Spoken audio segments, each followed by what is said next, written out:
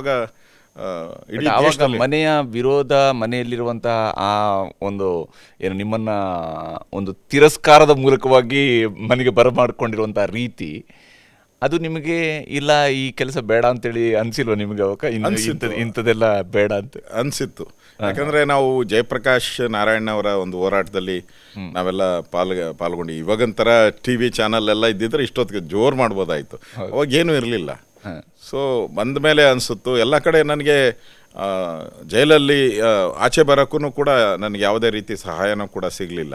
So ಬಂದ ಮೇಲೆ ಅನಿಸುತ್ತು ಮನೆಯಲ್ಲೆಲ್ಲ ಇದೆಲ್ಲ ಆದಮೇಲೆ ಬೈಯೋದು ಎಲ್ಲ ಜಾಸ್ತಿ ಆದಮೇಲೆ 1 ವರ್ಷ ನಾನು ಎಲ್ಲೂ ಆ್ಯಕ್ಟಿವಿಟೀಸ್ಗೂ ಹೋಗಲಿಲ್ಲ. ಅಮ್ಮ ಏನು ಹೇಳಿದರು? ಯಾವುದೇ RSS ಆ್ಯಕ್ಟಿವಿಟೀಸ್ಗೂ ಹೋಗಲಿಲ್ಲ, BJP ಆ್ಯಕ್ಟಿವಿಟೀಸ್ಗೂ ಹೋಗದೆ 1 ವರ್ಷ ಮನೆಯಲ್ಲಿ ಇದ್ದೆ. ಅಮ್ಮ ಏನು ಹೇಳಿದ್ರು ಅವಾಗ? ಅಮ್ಮ ಸ್ವಲ್ಪ ಕಾಯಿಲೆ ಅವ್ರಿಗೆ, ಅಂದರೆ ನಾನು ಜೈಲಿಗೆ ಹೋಗಿದ್ದು ಅವ್ರಿಗೊಂಥರ ಮನಸ್ಸಿಗೆ ಭಾಳ ಆಘಾತ ಆಗಿತ್ತು. ಒಬ್ಬೇ ಮಗ ಇದ್ನಲ್ಲ, ಒಬ್ಬೇ ಮಗನು ಏನೋ ಇಂಜಿನಿಯರ್ ಆಗ್ತಾನೆ, ನಾವು ಒಳ್ಳೆ ಸಂಬಳ ಬರುತ್ತೆ ಅಂತ ಅವ್ರ ಯೋಚನೆಗಳು. ಹೌದೌದು, ಮದುವೆ ಮಾಡಬೇಕು, ಒಳ್ಳೆ ಇಂಜಿನಿಯರ್ ಆಗ್ತಾನೆ ಅಂತ. ಕೊನೆಗೂ ನಾನು ಇಂಜಿನಿಯರ್ ಆಗಲೇ ಇಲ್ಲ, ಆದರೆ ಸೊ ಆ ಒತ್ತಡದಲ್ಲೇ 1 ವರ್ಷ ನಾನು ಆಚೆ ಹೋಗಿಲ್ಲ. ನನ್ನ ಮನೆಗೆ ರಾಮಚಂದ್ರೇಗೌಡರು ಬಂದಿದ್ರು, ಅನಂತಕುಮಾರ್ ಎಲ್ಲ ಬಂದಿದ್ರು, ಮನೆ ಒಳಕ್ಕೂ ಬಿಟ್ಟಿಲ್ಲ ಅವ್ರನ್ನ. ದಯವಿಟ್ಟು ಬರಬೇಡಿ, 1 ವರ್ಷ ನಿಮ್ಮಿಂದ ಜೈಲಿಗೆ ಹೋಗಿ ಬಂದಿದ್ದೀನಿ ಅಂತ ಹೇಳಿ 1 ವರ್ಷ ಇದ್ದೆ. ಅದಾದಮೇಲೆ ಮತ್ತೆ 1 ವರ್ಷ ಆದಮೇಲೆ ಮತ್ತೆ ಪೊಲಿಟಿಕ್ಸ್, ನನ್ನ ಯುವ ಮೋರ್ಚಾ ಅಧ್ಯಕ್ಷನ್ ಮಾಡಿದ್ರು ಬೆಂಗಳೂರು ಗ್ರಾಮಾಂತರಕ್ಕೆ. ಸೊ ಅಲ್ಲಿಂದ ನಂದು ಮತ್ತೆ ಪೊಲಿಟಿಕಲ್ ಜರ್ನಿ ಪ್ರಾರಂಭ ಆಯಿತು, ನನ್ನ ಜೀವನದ ಪೊಲಿಟಿಕಲ್ ಜರ್ನಿ. ಸೊ ಇದು ನೀವು ಡಿಗ್ರಿ ಕಂಪ್ಲೀಟ್ ಮಾಡಿದ ನಂತರ ನಿಮಗೆ ಇಮಿಡಿಯೇಟಾಗಿ ನೀವೇನು ರಾಜಕಾರಣಕ್ಕೆ ಬರಲ್ಲ. 1997 ತನಕ ನಿಮಗೆ ಸ್ಪರ್ಧಿಸೋದಕ್ಕೆ ಅವಕಾಶಗಳು ಸಿಗಲಿಲ್ಲ. ಈ ಅವಧಿಯಲ್ಲಿ ಯಾವ ಸ್ವರೂಪದಲ್ಲಿ ನಿಮ್ಮದು ಇಲ್ಲ, ನಾನು ಆಗೇನಾಗಿತ್ತು, ಭಾಗವಹಿಸುವಿಕೆ ಹೆಂಗಿತ್ತು? ಆಗ ಏನಾಗಿತ್ತು, ನಾನು ಬಿಸ್ನೆಸ್ ಮಾಡ್ತಾ ಇದ್ದೆ. ನಂದು ಒಳ್ಳೆ ಬಿಸ್ನೆಸ್ ಇತ್ತು. ನನ್ನ ಮನೆಗೆ ಆ ಸಂದರ್ಭದಲ್ಲಿ 2 ಕಾರ್ ಇತ್ತು ನನ್ನ ಮನೆಯಲ್ಲಿ. 90ಸಲ್ಲೇ, ಓಕೆ, 1990ನೇ ಇಸ್ವಿಯಲ್ಲೇ ನನ್ನ ಮನೆ ಮುಂದೆ 2 ಕಾರ್ ಇತ್ತು. ಅಂಬಾಸಿಡರ್ ಒಂದು, ಮಾರುತಿ 1000 ಅಂತ, ಅವಾಗ ಫೇಮಸ್ ಇದ್ದಿದ್ದು ಮಾರುತಿ 1000, ಸೆಲೆಕ್ಟೆಡ್ ಕೆಲವರ ಹತ್ರನೇ ಇತ್ತು. ಆ ಕಾರ್ ಇತ್ತು. ನಾನು ಬೆಂಗಳೂರು ಅಧ್ಯಕ್ಷ ಆಗಿದ್ದೆ. ನಾನು ಬೆಂಗಳೂರು ಅಧ್ಯಕ್ಷ ಅಂದರೆ ದಟ್ಸ್ ಎ ಗ್ರೇಟ್ ಥಿಂಗ್. ಅಂದರೆ ಬೆಂಗಳೂರು ಇವಾಗಿನ ಬೆಂಗಳೂರು ಅಲ್ಲ, ಇಡೀ ಬೆಂಗಳೂರು, ಇಡೀ ದೊಡ್ಡ ಬೆಂಗಳೂರು ಗ್ರಾಮಾಂತರ ಇವೆಲ್ಲ ಸೇರೋದು, ಅಷ್ಟು ಬೆಂಗಳೂರು ಅಧ್ಯಕ್ಷನಾಗಿದ್ದೆ. ಸೊ 94ಅಲ್ಲಿ ನನಗೆ ಟಿಕೆಟ್ ಕೊಡಬೇಕು ಅಂತ ಎಲ್ಲ ಪಾರ್ಟಿಯಿಂದ ತೀರ್ಮಾನ ಆಯಿತು. ಬಟ್ ಕೊಡಲಿಲ್ಲ. ಅವಾಗ ಏನಾಯಿತು, ಬೇರೆ ಪಾರ್ಟಿಯಿಂದ ಶ್ರೀನಿವಾಸ್ ಅನ್ನೋರು ಜನತಾದಳದಿಂದ BJPಗೆ ಬಂದ್ಬಿಟ್ರು. ನನಗೆ ಟಿಕೆಟ್ ಕೊಟ್ಟಿದ್ದನ್ನ ವಾಪಸ್ ತೊಗೊಂಡ್ರು. ಸೊ ಅದಾದಮೇಲೆ 97ನಲ್ಲಿ ಪಾರ್ಲಿಮೆಂಟ್ಗೆ ಹೋದರು ಶ್ರೀನಿವಾಸ್ ಅವರು. 96 ಅವರು ಪಾರ್ಲಿಮೆಂಟ್ಗೆ ಹೋದ್ರು. 97 ಬೈ ಎಲೆಕ್ಷನ್, ನಾನು ಬೈ ಎಲೆಕ್ಷನ್ ಬಂತು. ಬೈ ಎಲೆಕ್ಷನ್ನಲ್ಲಿ ನಾನು ರಮೇಶ್ ಅಂತ ಅವತ್ತು ಮಂತ್ರಿ ಆಗಿದ್ದರು, ಮಾಜಿ ಮಂತ್ರಿ, ಕಾಂಗ್ರೆಸ್ಸಿನ ಯೂತ್ ಕಾಂಗ್ರೆಸ್ ಅಧ್ಯಕ್ಷರಾಗಿದ್ದರು, ಭಾಳ ಸ್ಟ್ರಾಂಗ್ ಕ್ಯಾಂಡಿಡೇಟು. ಸೊ ಅವ್ರ ಮೇಲೆ ನಾನು ಫಸ್ಟು ಕಂಟೆಸ್ಟ್ ಮಾಡಿದ್ದು. ಫಸ್ಟ್ ಇದರಲ್ಲಿ 18,000 ಲೀಡಲ್ಲಿ ಗೆದ್ದೆ ನಾನು, ರಮೇಶ್ ವಿರುದ್ಧವಾದ.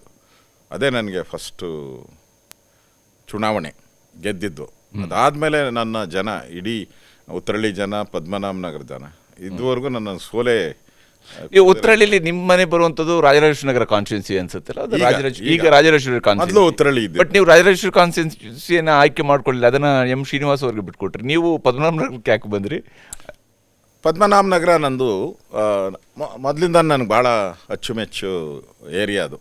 ನನಗೆ ಅಲ್ಲೆಲ್ಲ ಪದ್ಮನಾಭನಗರ, ಬನಶಂಕರಿ ಒಳ್ಳೆ ಕಾರ್ಯಕರ್ತರು ಇದ್ದರು. ಅವರೆಲ್ಲ ಬಂದು ನನಗೆ ಅವತ್ತು ಚಾಯ್ಸ್ ನಾನು ಬೆಂಗಳೂರಲ್ಲಿ ಅವತ್ತು ಎಷ್ಟು ಡಿವೈಡ್ ಆಗಿರೋದು ನಿಮ್ಮ ಕಾನ್ಸ್ಟಿಟ್ಯೂನ್ಸಿ? 14 ಕಾನ್ಸ್ಟಿಟ್ಯೂನ್ಸಿ ಆಯಿತು ಉತ್ತರಳ್ಳಿ. ಆಲ್ಮೋಸ್ಟ್ ಆಲ್ ಎಲ್ಲ ಕಡೆ ಎಲ್ಲಿ ಬೇಕಾದ್ರೂ ನಿಲ್ಬೋದಾಯ್ತು. ಯಾಕಂದರೆ ನಾನೇ ಬೆಂಗಳೂರು ಅಧ್ಯಕ್ಷ ಇದ್ದೆ. ಮತ್ತು ನಾನು ಅನಂತಕುಮಾರ್ ಏನು ಹೇಳ್ತೀರೋ ಅವ್ರಿಗೆ ಟಿಕೆಟ್. ಆ ಕಾಲ ಇದ್ದಿದ್ದೆಲ್ಲ ನಾನೇ ಡಿಸೈಡ್ ಮಾಡ್ತಾ ಇದ್ದಿದ್ದು. ಬೆಂಗಳೂರಲ್ಲಿ ಯಾರು MLA, ಯಾರು MP ಅನ್ನೋದು ನಾನೇ ಡಿಸೈಡ್ ಮಾಡಿ. ನಾನು ಅನಂತಕುಮಾರ್ ಏನು ಡಿಸೈಡ್ ಮಾಡ್ತಾರೆ ದಟ್ಸ್ ಅ ಫೈನಲ್. ಡೆಲ್ಲಿಯಲ್ಲೂ ಅಷ್ಟೇ, ನಾವೇನು ಹೇಳ್ತೀರೋ ಅಷ್ಟಕ್ಕೆ ಇತ್ತು. ಸೊ ನನಗೆ ಇಲ್ಲಿನ ಕಾರ್ಯಕರ್ತರೆಲ್ಲ ಬಂದು, ಆ್ಯಕ್ಚುಲಿ ನಾನು ದಾಸರಳ್ಳಿಯಲ್ಲಿ ನಿಲ್ಲಬೇಕು ಅಂತ ಹೊರಟಿದ್ದೆ. ನಾನು ಕ್ಯಾನ್ವಾಸ್ ಮಾಡೋಕ್ಕೆ ಮನೆ ಹತ್ರನೇ ಆಗುತ್ತೆ ಅಂತ ಎಲ್ಲ ಅವಾಗೆ ಡಿಕ್ಲೇರ್ ಮಾಡಿ ನಾನು ಬೆಳಗ್ಗೆ ಹೊರಟಿದ್ದೆ. ನಾನು ಕ್ಯಾನ್ವಾಸ್ಗೆ ಅಲ್ಲೇ ನಿಲ್ಲೋದು ಅಂತ ಡಿಸೈಡ್. ಯಾಕಂದರೆ ಭಾಳ ದಿನ ತಳ್ಳೋಕ್ಕಾಗಲ್ಲ. ನಾವು ಫೋರ್ಸಲ್ಲಿ ಪಾರ್ಟಿಯಿಂದ ಫೋರ್ಸ್ ಮಾಡ್ತಾಯಿದ್ರು, ನಿಂದು ಸೆಲೆಕ್ಟ್ ಮಾಡು, ಉಳಿದವ್ರಿಗೆಲ್ಲ ಕೊಡಬೇಕು ನಾವು ಅಂತ. ಸೊ ಅದಕ್ಕೆ ನಾನೇನು ಮಾಡಿದೆ, ದಾಸರಳ್ಳಿ ಸೆಲೆಕ್ಟ್ ಮಾಡಿ ಬೆಳಗ್ಗೆ ಪ್ರಚಾರಕ್ಕೆ ಹೋಗಬೇಕು. ಇನ್ನೂ ನಾಮಿನೇಷನ್ ಆಗಿರಲಿಲ್ಲ.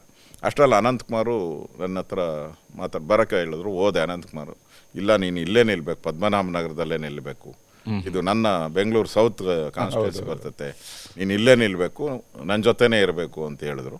ಮತ್ತು ಕಾರ್ಯಕರ್ತರು ಎಲ್ಲ ಬಂದು ಇಲ್ಲೇ ನಿಲ್ಲಬೇಕು ಅಂತ ಹೇಳಿದಾಗ ನಾನು ಅದನ್ನು ಸೆಲೆಕ್ಟ್ ಮಾಡಿ, ಯಾಕಂದರೆ ಹಿಂದೆ ಅದು ಉತ್ತರಳ್ಳಿ ಭಾಗ, ಇವಾಗ ನಾನೇನು ಪದ್ಮನಾಭನಗರ ಅದು ಉತ್ತರಳ್ಳಿಯ ಭಾಗ ಆಗಿತ್ತು, ಅದರಿಂದ ಹೊಸ್ದಾಗಿ ಏನು ಪರಿಚಯ ಇಲ್ಲ, ಎಲ್ಲ ಪರಿಚಯ ಇರೋರೆ. ಸೊ ಅದನ್ನು ಸೆಲೆಕ್ಟ್ ಮಾಡಿದೆ. ಅಲ್ಲೂ ಕೂಡ ಆರಾಮ್ಸೆ 33,000 ಲೀಡಲ್ಲಿ ಗೆದ್ದೆ, ಅಲ್ಲೂ ಪದ್ಮನಾಭನಗರದಲ್ಲೂ. ಈಗ ಸತತವಾಗಿ ಅಲ್ಲೇ ಪದ್ಮನಾಭನಗರದಲ್ಲೇ ನನ್ನ ಜನ ಆಶೀರ್ವಾದ ಮಾಡಿ ಗೆಲ್ಲಿಸ್ತಾ ಇದ್ದಾರೆ. ಅದು ಋಣ ತೀರ್ಸೋಕ್ಕಾಗಲ್ಲ ಬಿಡಿ, ನನ್ನ ವೋಟ್ ಮಾಡಿದೋ ಅಂಥವ್ರಿಗೆ 7 ಜನ್ಮ ತೆಗೆದ್ರೂ ಕೂಡ ಋಣ ತೀರ್ಸೋಕ್ಕಾಗಲ್ಲ. ನನಗೆ ವೋಟ್ ಮಾಡಿ ಗೆಲ್ಲಿಸ್ತಾ ಇದ್ದಾರೆ, ಅವ್ರ ಋಣ ಇದೆ ನನ್ನ ಮೇಲೆ, ಕೆಲಸ ಮಾಡ್ತಾ ಇದ್ದಾರೆ. ಸತತವಾಗಿ 7 ಬಾರಿ ಶಾಸಕರಾಗಿ ತಾವು ಕೂಡ ಆಯ್ಕೆಯಾಗಿ ಶಾಸನಸಭೆಯಲ್ಲಿ ಇವಾಗ ಕೆಲಸ ಮಾಡ್ತಾ ಇರುವಂಥದ್ದು. ಇಲ್ಲಿ ಈ ಅವಧಿಯ ಒಳಗಡೆ ಬಿ ಜೆ ಪಿಯಲ್ಲಿ ಕೂಡ ಸಾಕಷ್ಟು ಜನ ಅಧ್ಯಕ್ಷರುಗಳು ಬಂದರೆ, ವಿಶೇಷವಾಗಿ ಅನಂತಕುಮಾರ್ ಮತ್ತು ಯಡಿಯೂರಪ್ಪ ಜೋಡಿ ಅನ್ನುವಂಥದ್ದು ಒಂದು ಪ್ರಬಲವಾದಂತಹ ಜೋಡಿ ರಾಜ್ಯ ಕರ್ನಾಟಕದ ಭಾರತೀಯ ಜನತಾ ಪಕ್ಷಕ್ಕೆ. ಬಹುಶಃ ನೀವು ಶುರು ಮಾಡಿದಾಗ ಜನಸಂಘದ ಅವಧಿಯಿಂದಲೂ ಕೂಡ ಲೆಕ್ಕ ಹಾಕಿದರೆ ನೀವು ಆಲ್ಮೋಸ್ಟ್ ಆವಾಗ ಎ ಕೆ ಸುಬ್ಬಯ್ಯ ಅವರ ಟೈಮಿಂದಲೂ ಕೂಡ, ಅವರ ಅಧ್ಯಕ್ಷತೆಯ ಟೈಮಿಂದಲೂ ಕೂಡ, ಆಮೇಲೆ ಬಿ ಶಿವಪ್ಪನವರು, ಯಡಿಯೂರಪ್ಪನವರು, ಈಶ್ವರಪ್ಪನವರು, ಈ ಎಲ್ಲ ಅವಧಿಗಳಲ್ಲಿ ಯಾವ ಸ್ವರೂಪದಲ್ಲಿ ಪಕ್ಷ 2 ಸೀಟಿಂದ ಅಧಿಕಾರದವರೆಗೆ ಬಂದಂತಹ ಹಂತವನ್ನು ತಾವು ಹೇಗೆ ಅವಲೋಕನ ಮಾಡ್ತೀರಿ? ನಾನು ಎ ಕೆ ಸುಬ್ಬಯ್ಯ ಇದ್ದಾಗೂ ಕೂಡ, ಎ ಕೆ ಸುಬ್ಬಯ್ಯ ಅವರು ಶಾಸಕರಾಗಿದ್ದರು ಆಗ. ಹೌದು, ಎ ಕೆ ಸುಬ್ಬಯ್ಯ ಗುಡುಗಿದರೆ ವಿಧಾನಸೌಧ ನಡುಗುತ್ತೆ ಅಂತ ಎಲ್ಲ ಬೋರ್ಡ್ ಮೇಲೆ ಬರಿತಾ ಇದ್ರಿ. ಅವತ್ತು ಹಂಗೆ ಇತ್ತು. ಎ ಕೆ ಸುಬ್ಬಯ್ಯ ಏನಾನ ಫೈಲ್ ಇಟ್ಕೊಂಡು ಅಸೆಂಬ್ಲಿಗೆ ಬಂದರೆ ಅವರಿದ್ದಾಗ 3 ಮಂತ್ರಿಗಳನ್ನ ರಾಜೀನಾಮೆ ಕೊಡಿಸಿದ್ರು, ನಡುಗೋರು ಅವತ್ತು. ಹೌದು, ಅವರಿದ್ದಾಗ ಕೂಡ ಇದ್ದೆ. ಬಟ್ 2 ಇದ್ದಾಗಲ್ಲ ನಮ್ದು, ಆ್ಯಕ್ಚುಲಿ ನಾವು 18 ಸೀಟ್ ಗೆದ್ದಿದ್ರಿ ಮೊದಲು.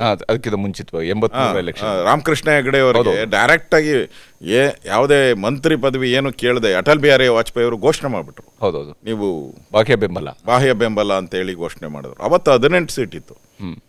ಅವತ್ತು ಎ ಕೆ ಸುಬ್ಬಯ್ಯನವರು ಸ್ವಲ್ಪ ದುಡುಕು ಸ್ವಭಾವ. ಎ ಕೆ ಸುಬ್ಬಯ್ಯನವರು ಅವತ್ತು ಅಧ್ಯಕ್ಷರಾಗಿದ್ದರು, ಅವ್ರನ್ನ ತೆಗೆದು ಬೇರೆಯವ್ರನ್ನ ಅಧ್ಯಕ್ಷರು ಮಾಡಿದ್ರು. ಇವ್ರನ್ನ ಆಲ್ ಇಂಡಿಯಾ ಜನರಲ್ ಸೆಕ್ರೆಟರಿ ಮಾಡಿದ್ರು ಎ ಕೆ ಸುಬ್ಬಯ್ಯ. ಅದೇನಾಯಿತು ಅವ್ರ ಮನಸ್ಸಿಗೆ, ಅವರು ಪಾರ್ಟಿ ಬಿಟ್ಬಿಟ್ರು. ಎ ಕೆ ಸುಬ್ಬಯ್ಯನವ್ರು ಇದ್ದಿದ್ರೆ ಯಾವತ್ತೋ ಇನ್ನು ಮುಂದೆನೇ ಬಿ ಜೆ ಪಿ ಅಧಿಕಾರಕ್ಕೆ ಬಂದ್ಬಿಡೋದು.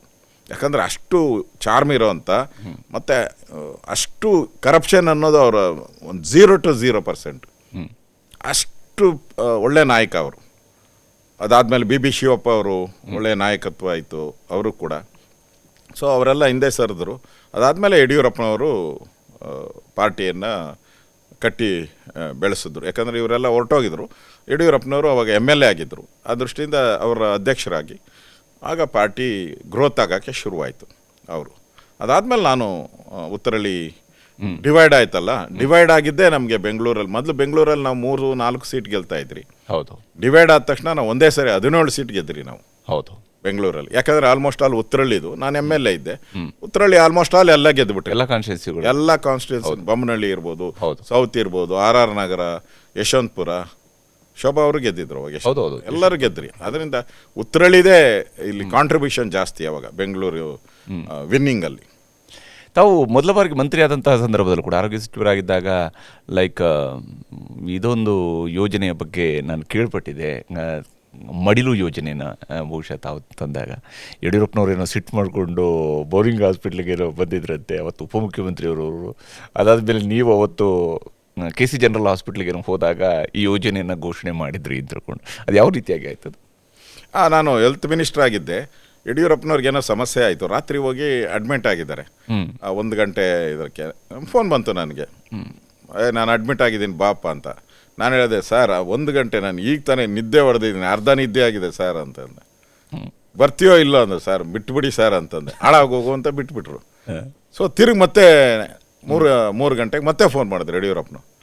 ಏನಿಲ್ಲಿ ಅವು ಡಾಕ್ಟ್ರು ಬಂದ್ಬಿಟ್ಟು ನಾನು ಚೀಟಿ ಬರ್ದು ಕೊಡ್ತಾಳೆ, ಇಲ್ಲಿ ಟ್ಯಾಬ್ಲೆಟ್ ಕೊಡ್ದಿರಾ ಚೀಟಿ ಕೊಟ್ಬಿಟ್ಟು ಆಚೆ ಹೋಗಿ ತಗೊಂಬ ಅಂತಾಳೆ. ಎಲ್ಲಿಂದ ತಗೊಂಬರು? ರಾತ್ರಿ 3 ಗಂಟೆಗೆ ಮುಖ್ಯಮಂತ್ರಿ ಬಾಯ್ ಬಂದು ಇಮಿಡಿಯೇಟಾಗಿ ಬಂದರು.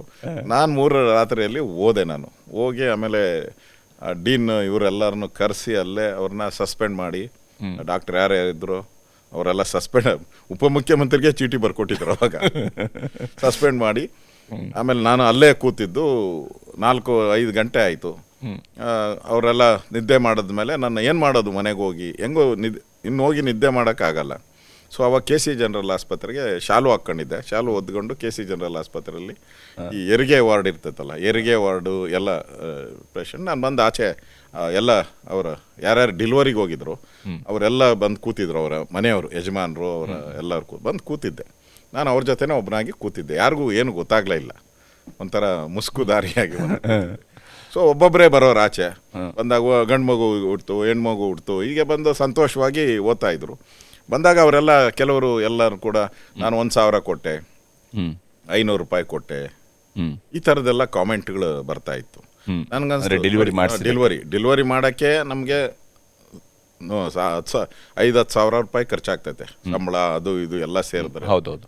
ಆದರೆ ಹೋಗ್ಬೇಕಾದ್ರೆ ಸರ್ಕಾರಿ ಆಸ್ಪತ್ರೆ ಒಂದು ಆಚೆ ಹೋಗ್ಬೇಕಾದ್ರೆ 500 ಕೊಟ್ಟಿದ್ದು ಜಾಸ್ತಿ ಆಗ್ತೈತೆ ಹೊರ್ತು ಅವ್ರಿಗೆ ಇಷ್ಟೆಲ್ಲ ಮಾಡಿರೋದು ಅವ್ರಿಗೆ ಮನಸ್ಸಿಗೆ ಅನ್ಸಲ್ಲ. ಅದಕ್ಕೆ ಅವ್ರ ಮನಸ್ಸಲ್ಲಿ ಏನಾದರೂ ಉಳಿಬೇಕು ಅಂತೇಳಿ ಅವಾಗೆ ಮಡಿಲು ಅನ್ನೋ ಒಂದು ಕಿಟ್ಟನ್ನು ತಂದೆ. ಮಡಿಲು ಅಂತ ಹೇಳಿದ್ರೆ ಮನೆಗೆ ಹೋದ್ಮೇಲೂ ಕೂಡ ಮಗುಗೆ ಒಂದು 3 ತಿಂಗಳಿಗೆ ಬೇಕಾದಂಥ ಔಷಧಿ, ಬಟ್ಟೆ, ಬಾಚಣಿಗೆ ಏನೇನಿದೆಯೋ ಪೂರ್ತಿ, ತಾಯಿಗೆ ಏನೇನು ಮೆಡಿಕಲ್ ಫೆಸಿಲಿಟಿ ಅಷ್ಟೂ ಒಂದು ಬ್ಯಾಗ್ ಮಾಡಿ ಒಂದು ಕಿಟ್ಟನ್ನು ಕೊಡೋಕ್ಕೆ ಪ್ರಾರಂಭ ಮಾಡಿದೆ. ಅದಕ್ಕೆ ಮಡಿಲು ಅನ್ನೋ ಹೆಸರನ್ನು ಇಟ್ಟು ಅದನ್ನು ವಿಧಾನಸೌಧದಲ್ಲೇ ಉದ್ಘಾಟನೆ ಮಾಡಿ ಅದನ್ನು ಕೊಟ್ಟೆ, ಒಂದು ನೆನಪಿರಲಿ ಅಂತ. ಈಗಲೂ ಅದು ಮಡಿಲು ಕಿಟ್ಟು ಕಂಟಿನ್ಯೂಸ್ ಫೇಮಸ್ ಆಗಿದೆ. ಅದು ಯಾರೇ ಸರ್ಕಾರಿ ಆಸ್ಪತ್ರೆಯಲ್ಲಿ ಹೆರಿಗೆ ಆದರೆ ಅವ್ರಿಗೆ ಈ ಕಿಟ್ ಕೊಡೋವಂಥ ಒಂದು ವ್ಯವಸ್ಥೆ ಮಾಡಿದೆ.